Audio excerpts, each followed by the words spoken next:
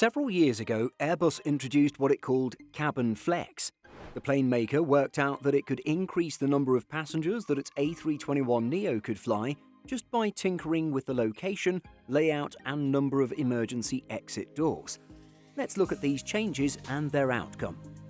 The Airbus cabin flex concept allows customers to squeeze up to 240 passengers onto an A321neo. That number is the aircraft's densest possible configuration and involves Airbus changing the number of exit doors and modifying the rear fuselage section. When the first A321 took flight, it had a maximum passenger capacity of 220 passengers. The cabin flex concept allows operators to squeeze those 20 extra passengers on board. The first A321neo in cabin flex mode took flight in 2018.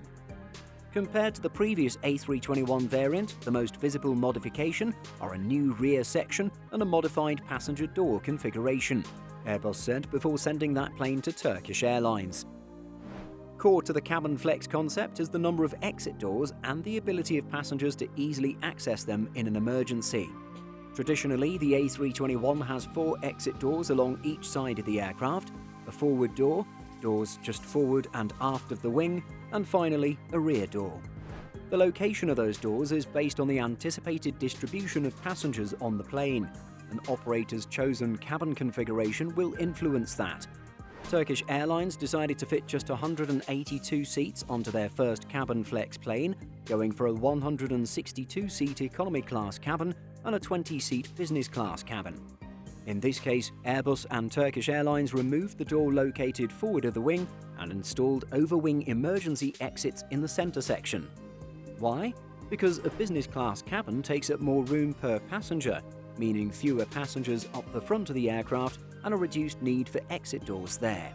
Instead, the bulk of the passengers are seated over the wing and towards the plane's rear in the economy class cabin, and so naturally this is where the extra exits went. In the all-economy class 240-passenger configuration, the plane theoretically has passengers evenly spread throughout. Under the cabin flex concept, the plane would have 5 exit doors on each side.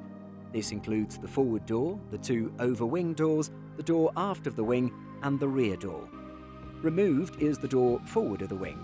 By facilitating easy and speedy access to exits, operators can install more seats. The traditional A321 layout accommodating 220 passengers sees the overwing doors kept permanently closed. If customers decide to operate with lighter maximum loads, as is the case with Turkish Airlines, what doors are activated and what doors stay deactivated change again. The ability to reconfigure doors is developed to provide in-service flexibility to our customers, Airbus Senior Vice President of Marketing François Caudron told Runway Girl. On its own, we could do it overnight, but in reality, a customer is likely to change the door's configuration when changing the cabin configuration. The cabin flex concept goes beyond the A321neo. If an A380 customer has the entire upper deck filled with business class seats, there are fewer passengers up there per square meter and a reduced need for emergency exit doors. Alternatively, if you cram in economy class passengers on both decks, you'll need more doors. Airbus's cabin flex concept offers customers a degree of flexibility and customization at a relatively low cost. It allows Airbus to broaden its product offering without going to the expense and time of introducing new aircraft models. What do you think of this idea? Let us know by leaving a comment. In addition to our daily YouTube videos, Simple Flying publishes over 150 articles every week.